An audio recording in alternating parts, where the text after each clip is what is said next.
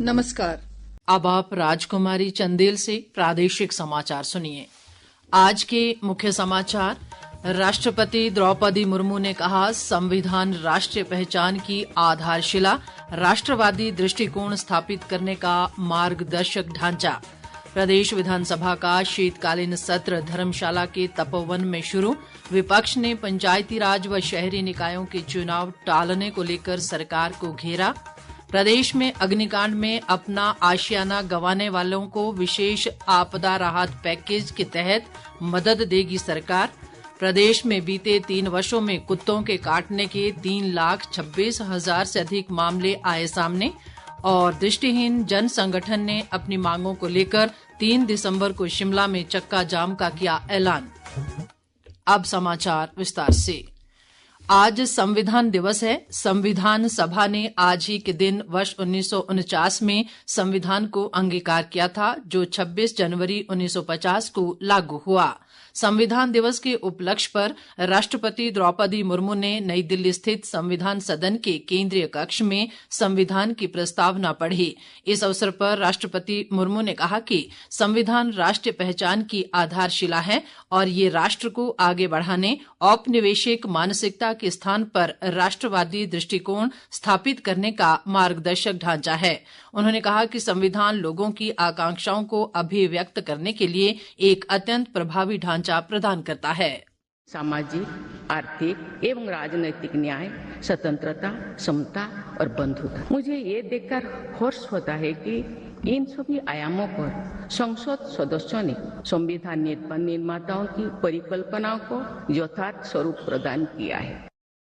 इस मौके पर लोकसभा अध्यक्ष ओम बिरला ने कहा कि संविधान के मार्गदर्शन में देश सुशासन और सामाजिक आर्थिक विकास की परिवर्तनकारी यात्रा पर अग्रसर है। उन्होंने कहा कि पिछले 7 दशकों में संविधान ने सामाजिक न्याय और समावेशी विकास के लक्ष्यों को प्राप्त करने के लिए देश में नीतियों और कानूनों के निर्माण का नेतृत्व किया है। संविधान के मार्गदर्शन में पिछले 7 दशक से अधिक के कालखंड में हमने नीतियों और कानून बनाए और सामाजिक न्याय और समावेशी विकास के लक्ष्य प्राप्त किए। हमने अपने संविधान के मार्गदर्शन में सुशासन और सामाजिक आर्थिक विकास की एक परिवर्तनकारी यात्रा तय की है। भारत विश्व का सबसे जीवंत और सफल लोकतंत्र माना जाता है।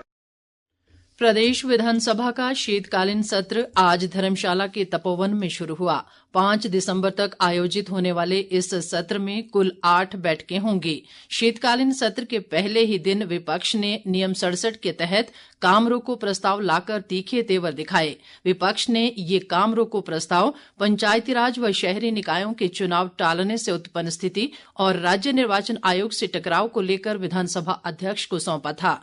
काम रोको प्रस्ताव पर हुई चर्चा के दौरान विपक्ष ने सरकार पर चुनाव से भागने और संविधान की धज्जियां उड़ाने का आरोप लगाया। हालांकि सरकार ने विपक्ष के काम रोको प्रस्ताव को स्वीकार कर लिया।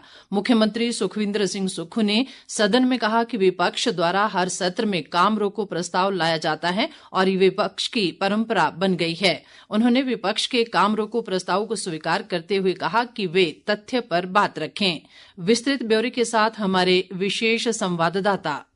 धर्मशाला के तपोवन में आज से शुरू हुए विधानसभा के शीतकालीन सत्र के पहले दिन ही सत्ता पक्ष और विपक्ष के बीच पंचायती राज व शहरी निकायों के चुनाव टालने से उत्पन्न स्थिति और राज्य निर्वाचन आयोग से टकराव को लेकर नोक-झोंक हुई। विपक्ष ने इस संबंध में नियम 67 के तहत काम रोको प्रस्ताव लाकर सरकार पर हमले बोले। काम रोको प्रस्ताव पर चर्चा शुरू करते हुए भाजपा विधायक रणधीर शर्मा ने कहा कि आज संविधान दिवस के मौके पर संविधान की शपथ ली है और यही संविधान कहता है कि पंचायती राज व शहरी निकायों के चुनाव 5 साल में करवाने हैं, लेकिन दूसरी तरफ सरकार इन चुनावों को टालने के लिए आपदा की आड़ ले रही है। रणधीर शर्मा ने कहा कि सरकार आपदा के नाम पर चुनाव टाल रही है और सबसे ज्यादा आपदा मंडी में आई है और मंडी में ही अपने 3 साल का जश्न मना रही है। इस दौरान मुख्यमंत्री सुखविंदर सिंह सुक्खू ने हस्तक्षेप करते हुए कहा कि सरकार के 3 साल पूरे होने पर मंडी में कोई जश्न नहीं मनाया जा रहा है, बल्कि वहाँ सरकार का विजन दिखाया जा रहा है। ये कांग्रेस सरकार की व्यवस्था परिवर्तन का भी विजन होगा। उन्होंने कहा कि आज संविधान दिवस है और सभी नेताओं ने संविधान की शपथ भी ली है। उन्होंने कहा कि संविधान की सबसे बड़ी संरक्षक कांग्रेस पार्टी है और कांग्रेस ने ही 73वां और 74वां संविधान संशोधन लाया था, जिसमें पंचायती राज और शहरी निकायों के चुनाव तय समय पर करवाने का प्रावधान किया गया है। मुख्यमंत्री ने कहा कि सरकार संविधान के दायरे में रहकर पूरी पारदर्शिता के साथ काम कर रही है। नेता प्रतिपक्ष जयराम ठाकुर ने काम रोको प्रस्ताव पर चर्चा में हिस्सा लेते हुए कहा कि पंचायत चुनाव परिणाम सरकार के खिलाफ जाएंगे और इसी डर से चुनाव नहीं करवाए जा रहे हैं। उन्होंने तंज कसते हुए पूछा कि आखिर कब तक इन चुनावों को टाला जाएगा। जयराम ठाकुर ने कहा कि कोविड जैसे महासंकट में भी तत्कालीन भाजपा सरकार ने पंचायती राज संस्थानों के चुनाव करवाए थे, लेकिन वर्तमान सरकार अपनी हार को सामने देखकर इन चुनावों को टालने की कोशिश कर रही है। मुख्यमंत्री सुखविंदर सिंह सुक्खू ने नेता प्रतिपक्ष जयराम ठाकुर द्वारा चर्चा में उठाए मुद्दों पर हस्तक्षेप करते हुए कहा कि पंचायती राज संस्थाओं के चुनाव कानून की परिधि में करवाए जाएंगे। उन्होंने नेता प्रतिपक्ष पर आरोप लगाया कि वह गलत तथ्य पेश कर रहे हैं। रितेश कपूर, आकाशवाणी समाचार, धर्मशाला।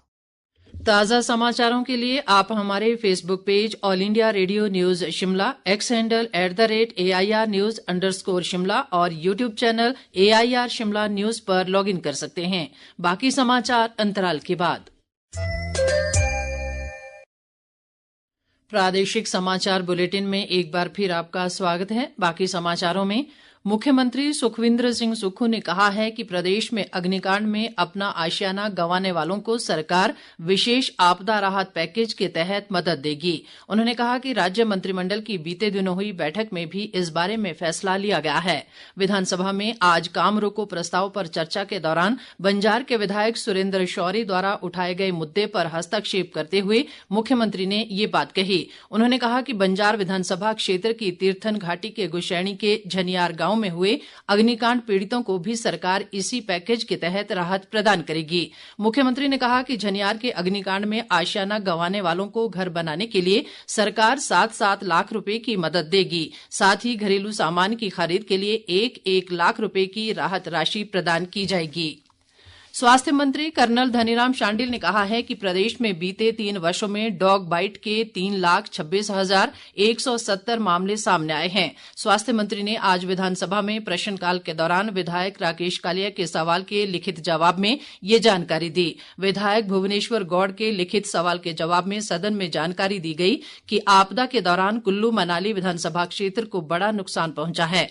आने वाले समय में national highway authority of India Kullu Manali मार्ग पर बिटुमेन सरफेसिंग का काम करेगी। भरमौर के विधायक डॉक्टर जनकराज के सवाल के जवाब में राजस्व मंत्री जगत सिंह नेगी ने लिखित जानकारी दी कि पांगी घाटी में पंगवाल महिलाओं के 6 मामले लंबित हैं, जिनका विभाग गैर पंगवाल समुदाय से हुआ है। विवाह के उपरांत ये समुदाय पांगी घाटी में ही बस गया। ऐसे विवाह से पैदा हुई संतानों को जनजातीय प्रमाण पत्र जारी नहीं किए गए हैं। विधायक सुधीर शर्मा के सवाल के लिखित उत्तर में मुख्यमंत्री सुखविंदर सिंह सुक्खू ने सदन में जानकारी दी कि त्रिउंड जाने वाले पर्यटकों से वन मंडल धर्मशाला द्वारा पैसा लिया जा रहा है और 31 अक्टूबर 2025 तक 1,27,78,363 रुपए की धनराशि वसूल की जा चुकी है।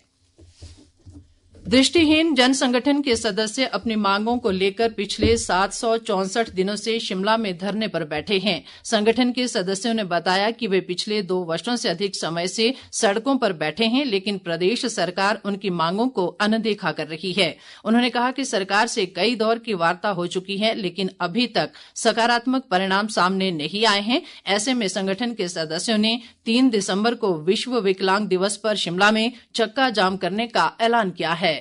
जितनी बार भी हम जाते हैं हमें आश्वासन देते हैं। आगामी रणनीति ये है कि जो 3 दिसंबर को हमारा विश्व विकलांग दिवस होता है, उस दिन हम पूरे छोटे शिमला को चक्का जाम करेंगे। कि 21 तारीख को नोटिस सरकार को लगा दिया था, उसके बाद भी सरकार ने हमारी तरफ कोई ध्यान नहीं दिया। ऐसे तो हमारा 4 तारीख कोर्ट का डिसीजन भी आना है। अगर उसके बाद भी सीएम साहब कुछ नहीं सुनते हैं तो मजबूरन होकर हमें आत्मदाह भी करना पड़ सकता है। हमें 764 दिन हो गए यहाँ पे और 31 दिन तो हमें यहाँ बैठे हो गए और अभी तक हमारी कोई भी सुनवाई नहीं हुई है। 3 तारीख हम चक्का जाम करेंगे। मालूम नहीं कि सरकार हमारी सुनवाई क्यों नहीं करी। एक तो हम दृष्टिहीन हैं, हमारी दृष्टिहीनों का सरकार इतना ध्यान नहीं देती है। गौरतलब है कि दृष्टिहीन जनसंगठन विभिन्न विभागों में खाली पड़े दृष्टिहीन कोटे के बैकलॉग पदों को एकमुश्त भरने की मांग कर रहा है। अंत में मुख्य समाचार एक बार फिर। राष्ट्रपति द्रौपदी मुर्मू ने कहा, संविधान राष्ट्रीय पहचान की आधारशिला, राष्ट्रवादी दृष्टिकोण स्थापित करने का मार्गदर्शक ढांचा। प्रदेश विधानसभा का शीतकालीन सत्र धर्मशाला के तपोवन में शुरू। विपक्ष ने पंचायती राज व शहरी निकायों के चुनाव टालने को लेकर सरकार को घेरा। प्रदेश में अग्निकांड में अपना आशियाना गंवाने वालों को विशेष आपदा राहत पैकेज के तहत मदद देगी सरकार। प्रदेश में बीते 3 वर्षों में कुत्तों के काटने के 3,26,000 से अधिक मामले आए सामने। और दृष्टिहीन जन संगठन ने अपनी मांगों को लेकर 3 दिसंबर को शिमला में चक्का जाम का किया ऐलान। इसी के साथ ये समाचार बुलेटिन समाप्त हुआ। हमारा अगला बुलेटिन आप सुन सकते हैं कल सुबह 9:20 पर। नमस्कार।